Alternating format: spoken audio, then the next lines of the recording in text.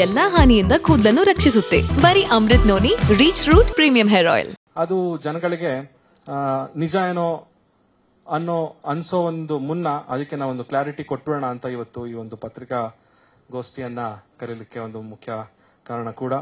And ಏನಕ್ಕೆ ನಾವಿಬ್ರು ವಿಚ್ಛೇದನ ಪಡೆದ್ವಿ ಅನ್ನೋದಾದ್ರೆ, ಕೆಲವು ವರ್ಷಗಳಿಂದ ನಾನು ಬೆಳೆದಂತಹ, ಅಂದ್ರೆ ನನ್ನ ಆಲೋಚನೆಗಳು, ನನ್ನ ಜೀವನ ಶೈಲಿ ಒಂದು ಆಯಾಮದಲ್ಲಿ ಹೋದ್ರೆ, ನಿವೇದಿತಾ ಅವರ ಒಂದು ಯೋಚನೆ, ಆಲೋಚನೆ, ಒಂದು ಜೀವನ ಶೈಲಿ ಅವ್ರದೇ ಒಂದು ಆಯಾಮದಲ್ಲಿ ಬೆಳೀತಾ ಹೋಯ್ತು. ಸೊ ಇದ್ರ ಮಧ್ಯದಲ್ಲಿ ಜೀವನ ಅಂದ್ರೆ ಏನು ಅಂತ ನಾನು ಅರ್ಥ ಮಾಡ್ಕೊಂಡಿರೋದು ಮತ್ತೆ ನಿವೇದಿತಾ ಅವರು ಅರ್ಥ ಮಾಡ್ಕೊಂಡಿರೋದು ಎರಡು ವ್ಯಾಖ್ಯಾನಗಳು ತುಂಬಾ ಡಿಫ್ರೆಂಟ್ ಆಗಿತ್ತು. ಅದು ಒಂದಕ್ಕೊಂದು ಹೊಂದಾಣಿಕೆ ಆಗ್ಲೇ ಇಲ್ಲ. ತುಂಬಾ ಪ್ರಯತ್ನ ಪಟ್ವಿ ಕೆಲವು ವರ್ಷಗಳಿಂದ, ಇಲ್ಲ ಸರಿ ಹೊಂದ್ಕೊಂಡು ಹೋಗ್ಬೇಕು ಅಂತ. ಸೊ ಪ್ರತಿದಿನನೂ ಈ ರೀತಿಯಾದಂತ ಒಂದು ಮನಸ್ತಾಪಗಳು ಬಂತಿದ್ದಾಗ ಎಲ್ಲೋ ಒಂದ್ ಕಡೆ ಅನಿಸ್ತು, ನನ್ನ ಜೀವನ ಶೈಲಿ ಬೇರೆ ಇದೆ, ಇವರ ಜೀವನ ಶೈಲಿ ಬೇರೆ ಇದೆ. ಒಬ್ರಿಗೊಬ್ರು ನಾವು ರೆಸ್ಪೆಕ್ಟ್ ಮಾಡ್ಲೇಬೇಕು. ಬಿಕಾಸ್ ನಾವೆಲ್ಲ ಇಂಡಿವಿಜುವಲ್ಸ್.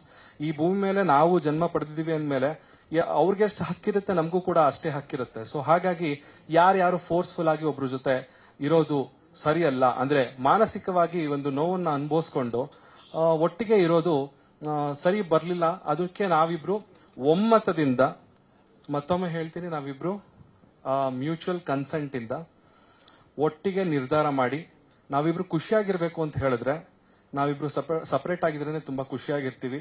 ಸೊ ಹಾಗಾಗಿ ನಮ್ಮಿಬ್ರು ಮಧ್ಯದಲ್ಲಿ ಯಾವುದೇ ರೀತಿಯ ದ್ವೇಷ, ವೈಮನಸ್ಸು ಯಾವುದೂ ಇಲ್ಲ.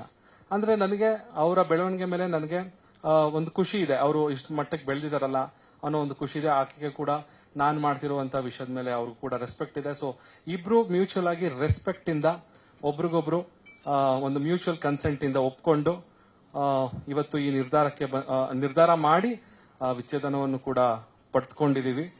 ಅಂಡ್ ನಮಗೆ ನಮ್ಮ ಸ್ನೇಹಿತರು, ಹಾಗೆ ನಮ್ಮ